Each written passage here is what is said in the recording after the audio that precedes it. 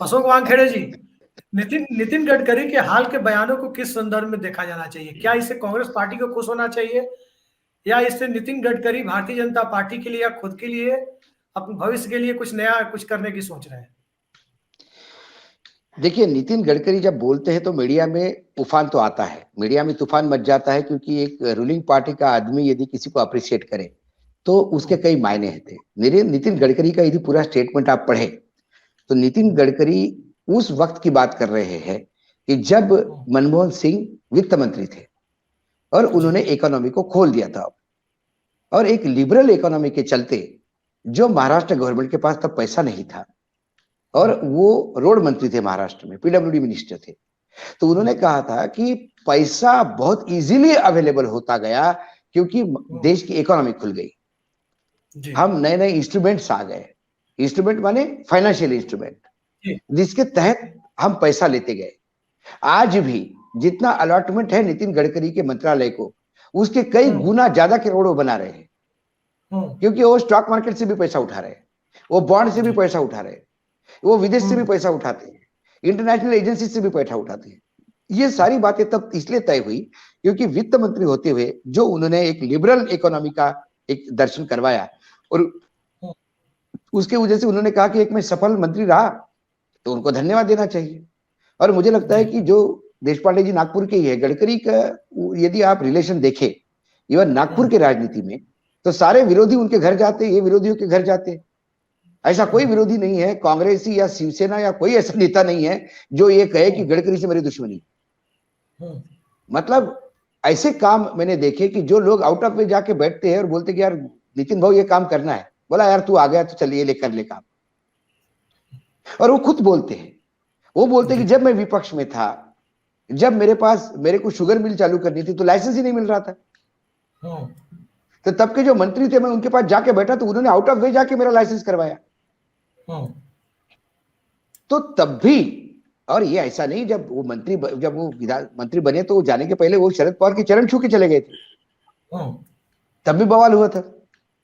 तो महाराष्ट्र की राजनीति में वो एक जगह है, हालांकि अभी थोड़ा सा तासीर बदल गई है, लोग कान के नीचे लगाऊंगा मारूंगा माँ बहन करने लगे। पहले महाराष्ट्र में ऐसा नहीं था, आउट ऑफ वे जाके एक दूसरे को मदद करते थे। मध्य प्रदेश में मैंने देखा एक दूसरे को जाके मदद करते थे, लेकिन गुजरात मॉडल जब भाजपा पर हावी है तो वहां ये जगह है कि नहीं? दूसरी बात जो आप ये कह रहे हो कि गडकरी जब ये बोल रहे हैं तो गडकरी जी को पता है कि इसका खबर बनेगी। गडकरी जी को ये पता है कि भले ही वो पुराने रेफरेंस से बोल रहे हैं लेकिन लोग अभी के रेफरेंस से उसको जोड़ेंगे और वो उसके पूर्ण रूप से मजे लेते हैं, क्योंकि अब उनके पास खोने के लिए कुछ नहीं। बहुत ज्यादा कुछ हो गया तो लोकसभा का टिकट नहीं मिलेगा अगला। जैसा रूपाणी और नितिन पटेल को बोल दिया गुजरात में कि आप चुनाव नहीं लड़ोगे, बेचारों ने खुद ही स्टेटमेंट दिया कि हम चुनाव नहीं लड़ रहे। तो हो सकता है इनका भी टिकट कटे, तो इनको खोने के लिए क्या है। लेकिन यदि पासा पलट गया तो इनसे ज्यादा पाने वाला कोई नहीं होगा। मतलब अकराल का पार्टी लाइन, अकराल सवाल नागपुर का नहीं है, देशपांडे जी ने सही कहा और शीतल जी ने भी। मैंने भी एक बार कहा था कि संघ को ना मोदी से मतलब है ना गडकरी से मतलब है। संघ अपना एक गोल सेट करके चला है और रथ पे बैठ के चलता है, रास्ते में घोड़े बदलता है। जो घोड़ा थक जाए उसको निकालता है, दूसरा घोड़ा लगा देता है। अब प्रॉब्लम है राजनीति में, जब राजनीति में प्रॉब्लम है कि घोड़ा थकने के बाद भी जाता नहीं, उसको चेंज करने जाओ तो दुलत्ती मारता है। तो पर एक नए घोड़े को लाके बोलते कि इस घोड़े को ठीक कर, वो उसको लात मार के निकाल देता है, खुद चला जाता है। उसको लगता है कि देखो मैं तो बहुत बड़ा हो गया, लेकिन वो जब थकता है तो किसी और का उपयोग होता है। और ये संघ लगातार, जब से संघ राजनीति मतलब जनसंघ से लेके आज तक भारतीय जनता पार्टी तक, संघ लगातार ऐसा करता आ रहा है। संघ किसी का सगा नहीं। तो अब यदि उनको लगा ये घोड़ा थक गया है तो नया दमदार घोड़ा कुछ साल के लिए गडकरी भी हो सकते हैं, और गडकरी थक गए तो कोई नया घोड़ा आ सकता है। तो संघ घोड़ा बदलने के मूड में है, इतना नक्की। क्या वाकई घोड़ा थक गया आपको लगता है? घोड़ा थक ही गया है, क्योंकि घोड़ा जो उलूल जुलूल बातें कर रहा है उससे तो लगता है कि घोड़ा थक गया अब।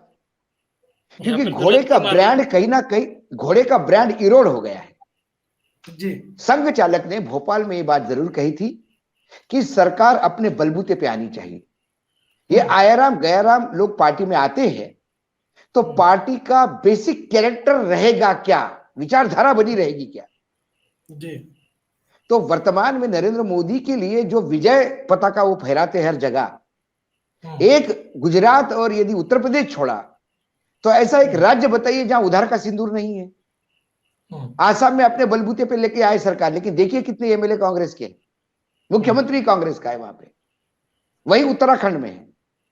अब यदि गोवा में देखें तो 12 मंत्रियों में से 2 मंत्री बीजेपी के, बाकी सब आयाराम गैराम है। महाराष्ट्र में भी वही हालत है, बीजेपी बुद्रुक, बीजेपी मेन। तो इसको विजय नहीं मानी जाती, ये जोड़ तोड़ की राजनीति है, डंडे के भरोसे की राजनीति है। जिस दिन आपके हाथ का डंडा खिसक गया, दूसरे के हाथ का डंडा है तो वो वही करेगा, जो केंद्र में आएगा वो ईडी का ऐसा ही उपयोग करेगा। आज तो संजय राउत के ईडी के जो ये संजय राउत को जो जमानत मिली, उसमें ईडी की जो कोर्ट ने जो स्ट्रिक्चर पास किए, उसमें कहा संजय राउत और प्रवीण राउत को तो आरोपी बनाना ही नहीं चाहिए था इसमें। और जो वाधवा ब्रदर से आरोपी जिनको बनाना है वो क्यों छूटे हैं बाहर जी। इस बात को इंडिकेट करता है कि कई जगह ये जो बार बार कहते हैं कि ईडी का दुरुपयोग हो रहा है, तो अब कोर्ट भी इसको रेखांकित कर रही है। तो ये तमाम बातें संघ को सूट नहीं कर रही है। संघ भाई, एक बात अलग है कि महाराष्ट्र में सत्ता में आए तो संघ का भला होगा। 65 साल तक कांग्रेस राज करती रही, क्या संघ बढ़ा नहीं? संघ खत्म हो गया? संघ अपनी चाल चल रहा था। और सारे देश में भी संघ का राज्य, बीजेपी का राज्य आया तो वो संघ चालक चार्टर्ड प्लेन से नहीं घूमेंगे, इतनी गारंटी है। तो कुल मिलाकर गडकरी जो बोलते हैं, बोलते समय रेफरेंस वो लेते हैं जो उनके ऊपर कोई कार्यवाही नहीं हो सकती, ये जानते हुए कि मीडिया में तड़का लगेगा आज के संदर्भ से। ये नरोवा कुंजरोवा वाली बात है। अशोक वानखेड़े जी, जो आप कह रहे हैं अश्वत्थामा की हत्या हो गई क्या? उन्होंने कहा अश्वत्थामा मारा गया, नरोवा कुंजरोवा ये पता नहीं है। नहीं, जो बात आप कह रहे हैं मैं यही सीधे सीधे आपसे पूछता हूं, और आपको याद भी होगी जिन्ना की प्रशंसा आडवाणी जी ने सीधे की पाकिस्तान जाके, और 2-3 दिन बाद अटल जी ने जिन्ना की प्रशंसा की आरएसएस के एक आइडियोलॉग थे शेषाद्री, उनकी किताब को कोट करते हुए की। तो क्या गडकरी वही काम कर रहे हैं जो वाजपेयी जी कर रहे थे? आप कह सकते हो, संदर्भ अलग अलग है। और क्यों नहीं करना चाहिए? गडकरी जी भजन करने थोड़ी आए, गडकरी भी राजनीति करने आए हैं। गडकरी का भी पार्टी में कंट्रीब्यूशन है। वर्तमान में केंद्र में एक तो मंत्री है जिसके काम गिनाए जाते हैं, जनता जिसके कानों को देखती है, जिसमें इतनी औकात है कि गलत करने पे माफी मांग सकता है। क्या नोटबंदी के लिए प्रधानमंत्री माफी मांगेंगे? लेकिन गडकरी ने कल जबलपुर में माफी मांगी कि 2017 का दिया हुआ रोड अभी तक नहीं बना, मैं जनता से माफी मांगता हूं। पार्लियामेंट में उन्होंने कहा कि मैं इतने साल रोड मंत्री बनने के बाद भी, ट्रांसपोर्ट मिनिस्टर होने के बाद भी सड़कों पे होने वाली मृत्यु का आंकड़ा मैं कम नहीं कर पाया, इसके लिए मैं माफी चाहता हूं, मैं शर्मिंदगी है मुझे। क्या इतनी औकात है इनमें?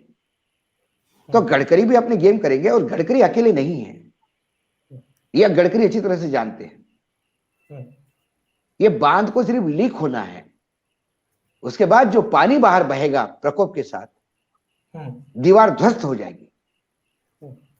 क्योंकि अंदरूनी अंदर आप भी घूमते हो, हम तीनों लोग, देशपांडे जी भी सीनियर है, वो भी जब बात करते हैं तो अंदरूनी ही जो नाराजगी है, एक प्रकार की असहजता है, चाहे सांसद हो, चाहे मंत्री हो, चाहे विधायक हो, चाहे कारपोरेटर हो, चाहे बीजेपी का पदाधिकारी हो।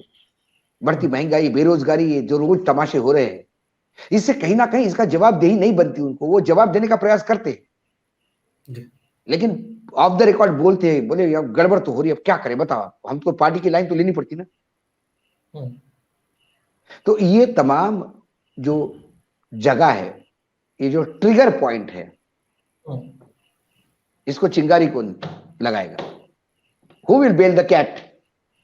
जी। So why can't be Gadkari in that case? Why should he not be in other way?